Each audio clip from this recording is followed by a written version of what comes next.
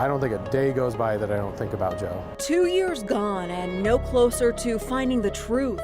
He was my son, and he was worth every bit of investigation. An Englewood man killed in cold blood, left to die beside a bike path. The fact that this is where his life ended is it's ugly and it's hard. Suspects questioned with no arrests. He had a lot of pain inside. There was always a lot of hope that he could pull out of it. Tonight, loved ones still searching for answers for a life lost too soon. I used to tell him, no matter what, I love you internally, because a mother's love never stops.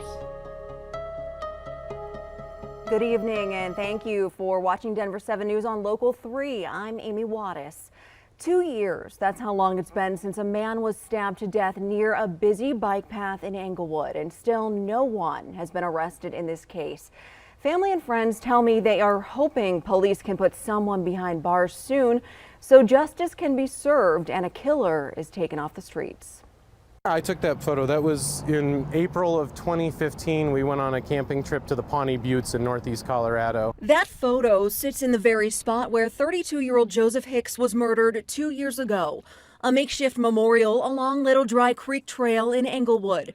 A place that brings up a lot of pain for those who loved Joseph dearly. I hate being here. I hate thinking that this is where his life ended. Joseph's mother, Mary Ann Hicks, says she can't bring herself to go there. And I walked across the bridge, but I got to the middle of the bridge and something said, you know, turn around and go back. Joseph Hicks was stabbed during a fight near this bike path in Englewood, just east of the South Platte River.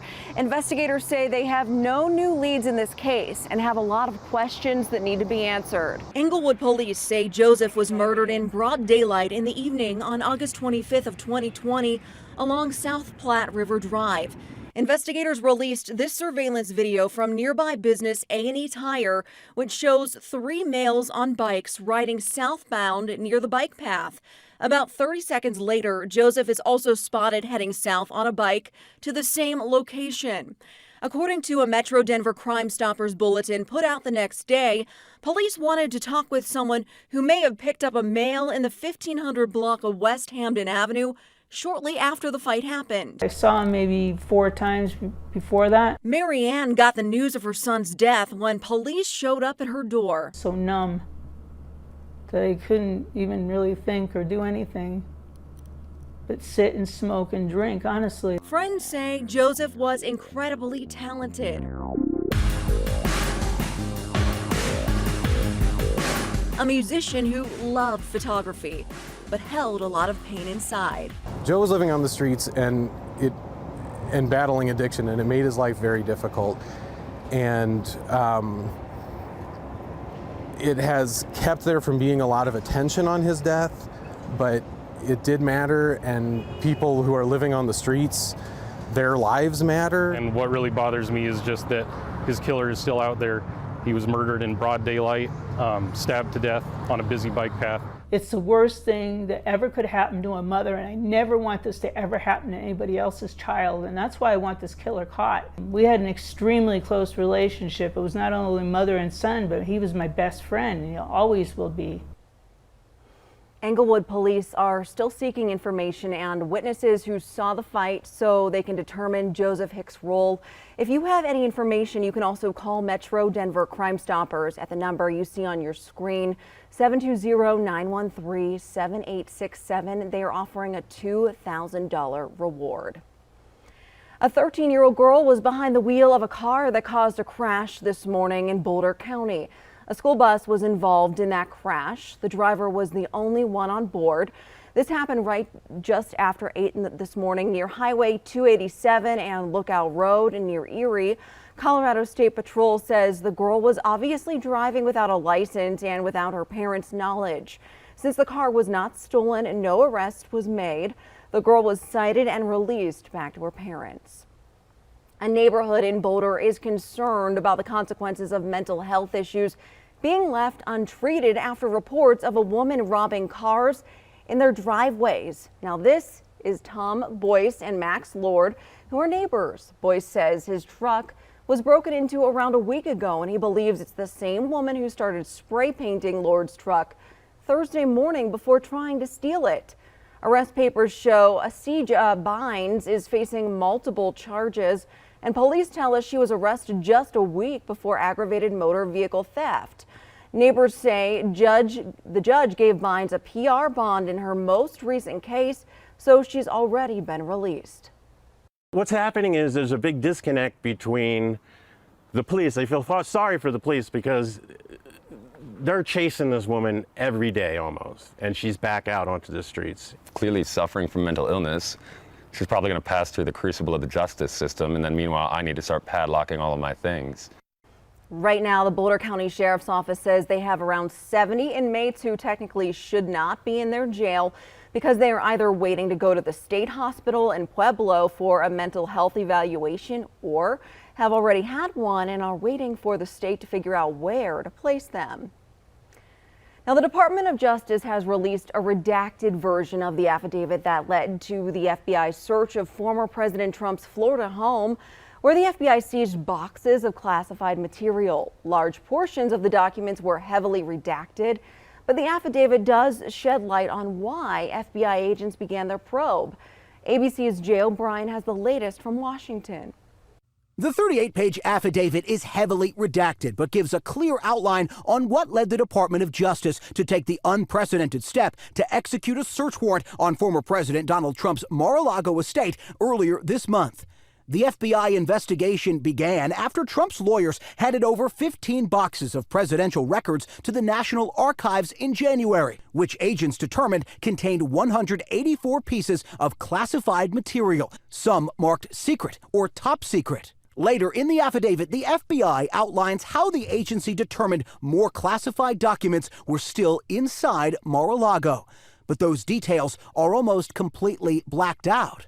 The document does show a warning the FBI sent to Trump's lawyers in June, saying Mar-a-Lago was not authorized to house sensitive government materials that could compromise national security. 2 months later, the FBI raided Trump's home, seizing an additional 27 boxes, including 11 sets of classified documents. The FBI never would have gotten this search warrant approved unless they had an immense amount of information. In a filing released alongside the affidavit, the Department of Justice telling the federal magistrate who authorized the Mar-a-Lago search that large portions of the document needed to be kept secret to protect cooperating civilian witnesses who could face, quote, retaliation, intimidation, or harassment. Trump lashing out at the FBI and DOJ Friday, claiming he was cooperating with their investigation. President Biden not commenting on the DOJ investigation earlier, but telling reporters how he handles classified materials. I have a person with me, military with me. I read it, I lock it back up and give it to the military. A letter from the National Archives to Trump's legal team in May stated that investigators also wanted to conduct a damage assessment, looking into how that classified material was stored at Mar-a-Lago, who had access to it, and whether national security was compromised. Jay O'Brien, ABC News, Washington. 62 nuns who were exhumed from the Loretto Heights campus in Denver have been properly reinterred at Mount Olivet Catholic Cemetery in Wheat Ridge. The nuns were exhumed from their graves last month to help make way for the redevelopment of the campus. The nuns were part of the Sisters of Loretto. Local carpenters put in more than 500 hours of work to make sure each nun had a custom casket to be reburied in. Aurora is getting more housing to help the city's homeless. The city is installing 30 new pallet shelters at 2 designated safe outdoor spaces today. These are for people who were forced to move because of the city's camping ban. Aurora now has nearly 100 pallet shelters available for use. 5 blocks of downtown Golden are getting a facelift. It's a decade-long project bringing new retail, restaurants, even housing to a stretch of property at Washington Avenue and 9th Street. As Denver 7's CB Cotton reports, despite the lengthy timeline, business owners are predicting the project will provide a major economic boost.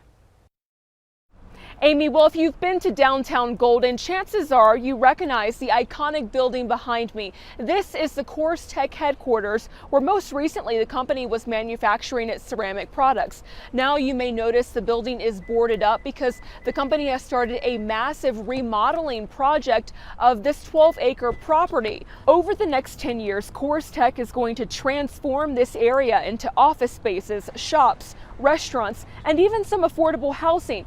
We spoke to businesses nearby and they tell us this project, they feel, is going to bring a lot more foot traffic.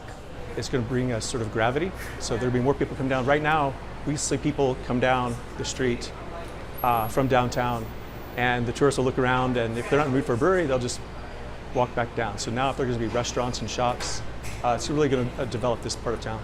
As for the employees who are working here at Coors Tech headquarters, the manufacturing company has moved those employees into other nearby facilities. And coming up on Denver 7 News at 10, we're going to be speaking with more nearby business owners, and we're going to be talking about their hopes for this redevelopment process. For Denver 7 News on Local 3, I'm CB Cotton. All right, CB, thank you. We'll see you at 10. A huge milestone tonight for the Central 70 project through Denver. Westbound I-70 will shut down tonight at 10, so CDOT can put I-70 in its final configuration. Now, this has been a long time coming. CDOT crews will realign the lanes, remove some barriers, and then get the highway smooth throughout the new I-70 tunnel. Lanes should reopen by 5 Monday morning. We will have updates for you Monday morning starting at 4:30. Sad news to report tonight. Paul Tower has passed away.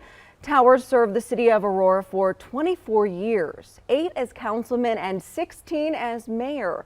Current Aurora Mayor Mike Kaufman released a statement saying, quote, "Paul Tower was a champion for Aurora and a pillar of our history. We offer our condolences to the Tower family and our thanks for his service, leadership, and advocacy for Aurora," end quote.